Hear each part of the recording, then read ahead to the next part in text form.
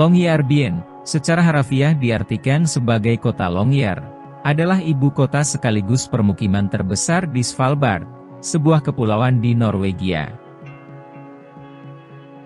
Daerah ini dihuni 2040 penduduk pada tahun 2008.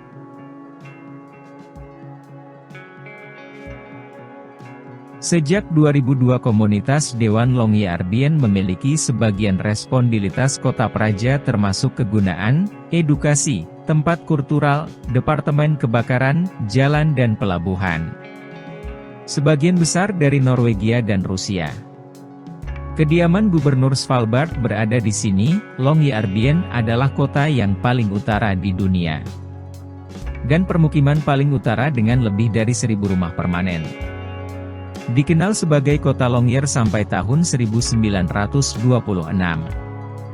Kota ini diresmikan oleh dan nama John Munro. Longyear dikenal sebagai Arctic Coal Company memulai pertambangan batu bara pada tahun 1906. Operasinya diambil alih oleh Store Norske Spitsbergen Coal Company pada tahun 1916, di mana masih melakukan pertambangan. Longyearbyen hampir tak bersisa karena diserang Kriegsmarine di 8 Agustus 1943. Longyearbyen dibangun kembali setelah Perang Dunia Kedua. Secara tradisional, Longyearbyen adalah kota industri, tetapi hampir semua operasi pertambangan dipindahkan ke Sveagruva sejak tahun 1990-an. Dilihat sekilas, Longyearbyen merupakan kota kecil yang indah di daerah lembah. Tapi ketika mendengar ada undang-undang yang melarang warga meninggal, mungkin bikin bergidik sekaligus bertanya-tanya. Apa alasan dibalik undang-undang kontroversial tersebut? Karena faktanya, semut hakir apapun teknologi kita nggak bisa melarang orang yang memang sudah ditakdirkan meninggal. Larangan meninggal di Longyearbyen sudah ada sejak tahun 1950-an.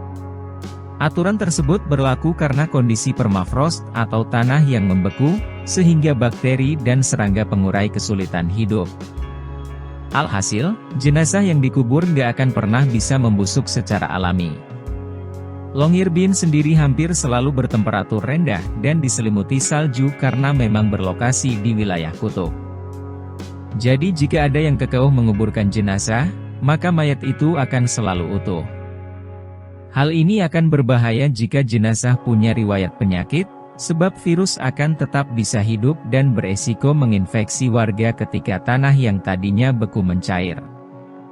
Bahkan virus flu Prancis yang sempat jadi pandemi pada 1971 hingga 1920 masih bersemayam pada jenazah-jenazah yang dikubur sebelum larangan berlaku. Larangan meninggal ini merupakan upaya pemerintah agar tidak ada jenazah yang dikuburkan di wilayah kota.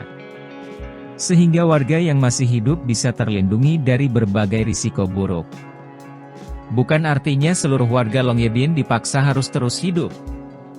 Meski begitu kematian dan kuburan masih masuk ke dalam tindakan ilegal, karena secara tertulis dilarang dalam undang-undang.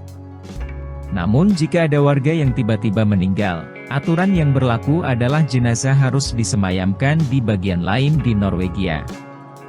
Sementara untuk warga yang diprediksi akan meninggal, semisal yang menderita penyakit kronis, maka akan dikirim ke tempat di mana jenazah mereka akan disemayamkan. Jika ada warga yang sudah diprediksi secara medis umurnya nggak panjang lagi dan meninggal di Longyearbyen, maka keluarga yang bersangkutan bisa terjerat sanksi dan hukuman. Meski punya undang-undang yang aneh, dan nggak punya rumah sakit bersalin untuk yang mau melahirkan, Longyearbyen cukup ramah terhadap siapapun yang akan datang. Ibu kota sekaligus pemukiman terbesar di Svalbard ini juga merupakan rumah bagi beruang kutub. Kalau kamu mampir ke sana, pertama akan disambut hamparan gurun dan puncak gunung berselimut salju. Selama paruh tahun yang cerah matahari di sana bersinar 24 jam dalam 7 hari. Sementara di paruh waktu lainnya kegelapan berkuasa, dan kamu bisa menikmati aurora dengan puas. Jumlah penduduk Longyearbyen terbilang sedikit yakni sekitar 2.926, jika dibandingkan populasi beruang 3.000 ekor. Penduduk kota ini sepertiganya merupakan imigran karena masuk dan menetap nggak perlu visa, asal kamu punya pekerjaan dan tempat tinggal. Dipercaya yang pertama kali menjelajahi dan menghuni Longyearbyen adalah bangsa Viking sekitar tahun 1200. Karena suhu wilayah yang rendah sepanjang tahun, rata-rata suhu hanya 7 derajat Celcius.